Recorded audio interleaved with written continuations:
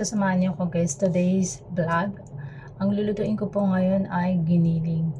So medyo matagal-tagal na ako hindi nakapagluto ng giniling since dun sa previous employer ko. Pinagluluto ko yung alaga ko dati noon. So ngayon magluluto ako ulit.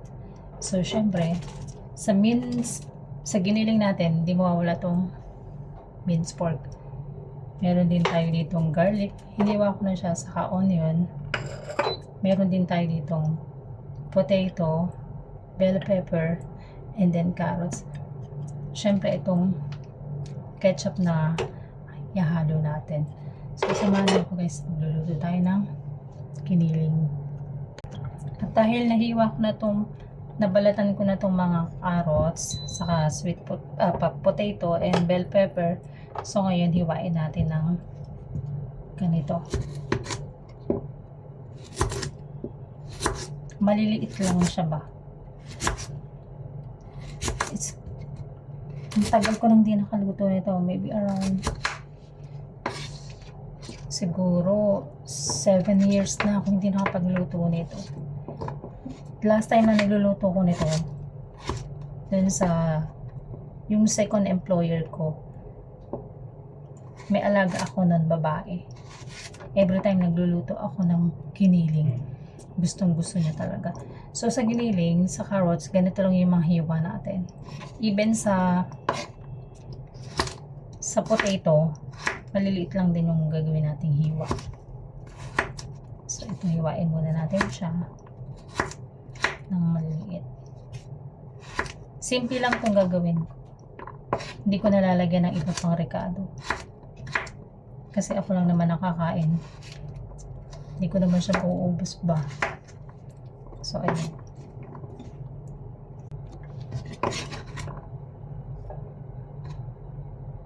So, ngayon, dito naman tayo sa potato.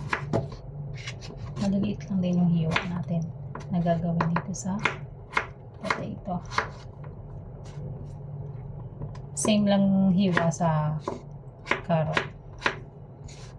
So, ayan.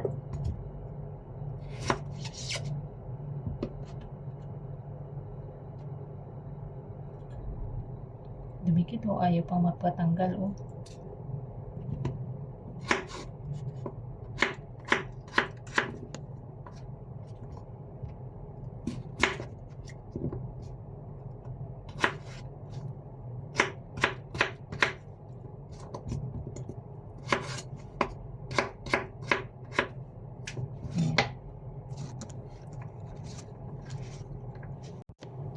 So, next naman natin hiwain na itong red bell pepper.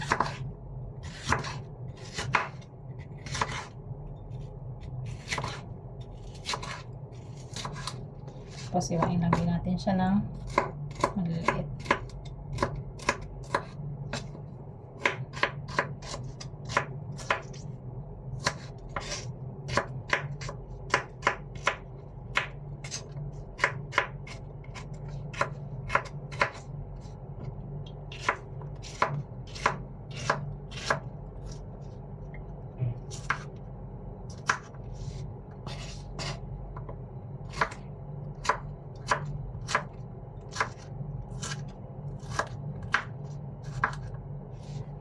So, ayan.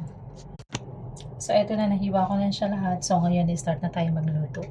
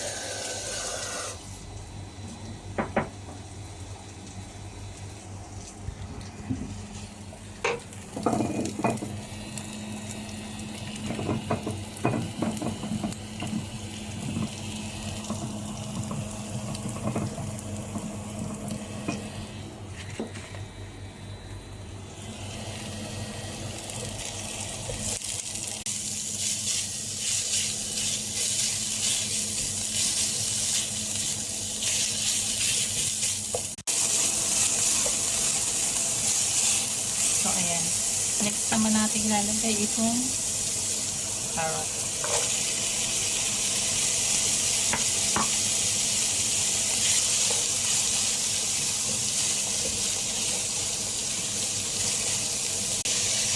Then, tatakpan lang natin. Tignan natin kung malambot na kung carrot.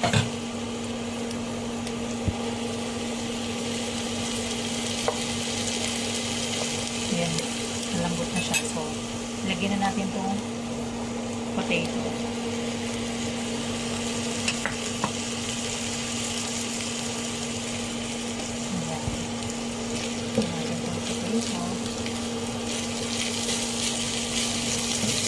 Kapag medyo malambot na yung potato, then ilalagay ko na yung bell pepper, red bell pepper.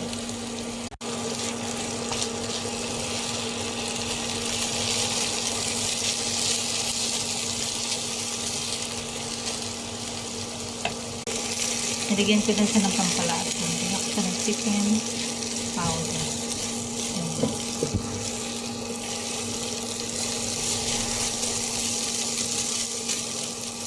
At dahil malambot na itong patatas, ilalagay na natin itong bell pepper.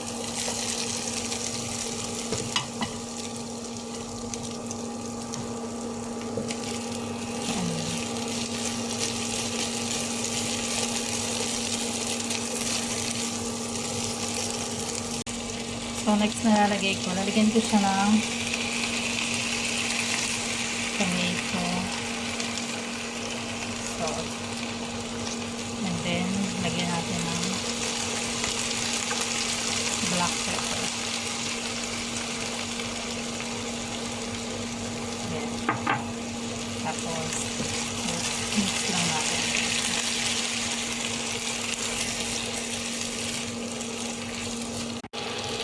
So, ito na siya.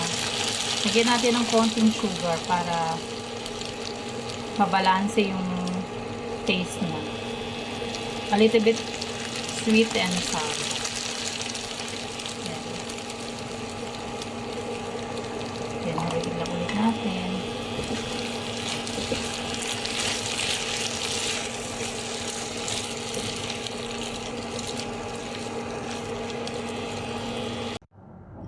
So, ito na guys. Luto ng aking pork giniling. So, ayan. Hawain na natin.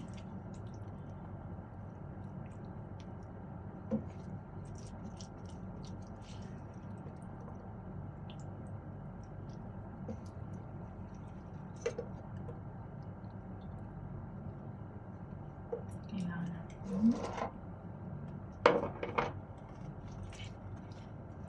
hawain na natin.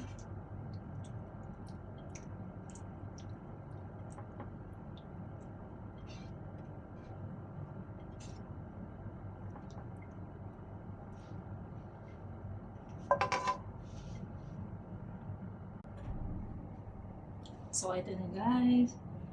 Ito na ang ating pork giniling. Kain na.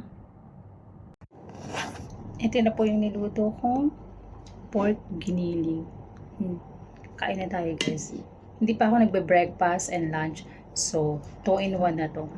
Tapos, gumawa ako nitong juice. Ito ay dragon fruits.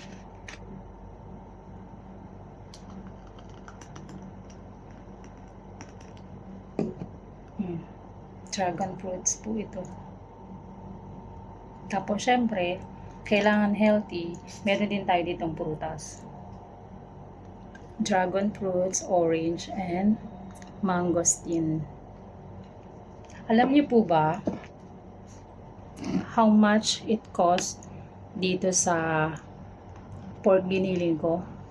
I-reveal ko po sa inyo kung magkano. Saka alam nyo kung ilang katao makakain to. Siguro mga 2 to 3 2 to 3 ang makakain nito. Yung mga hindi maaarte. Ang halaga lang po nito, it's only $24.9.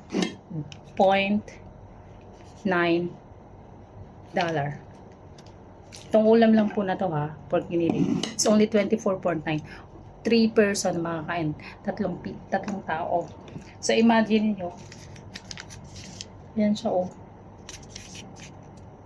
24.9 only. Para sa ating pork giniling. Budget friendly, di ba? So, tara kain po tayo.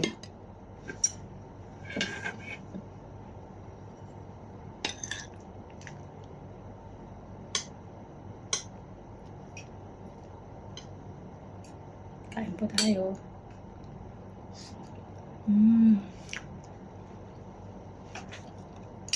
Alam niyo yung lasa nito? Sweet and sour. Naghahalo yung tamis and yung asim. Masarap. Alam niyo, yung mga kids magugustuhan to. Naalala ko yung anak ng second employer ko. Madalas ko siya nilulutuan ito. And then, basta nagluluto ako niyan, nakakadalawang rice siya. Ganito kadami. Kasi favorite po niya.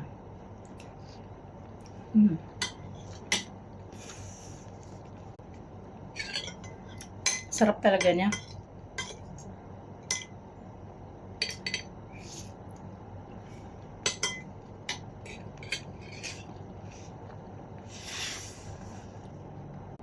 Try natin ito.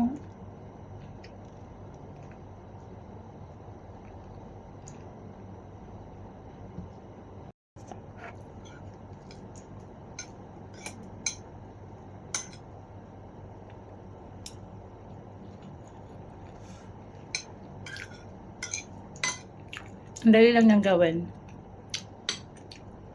Saka yung ingredients lang is ilan lang. Minced pork, red bell pepper, potato, carrots. Yun lang.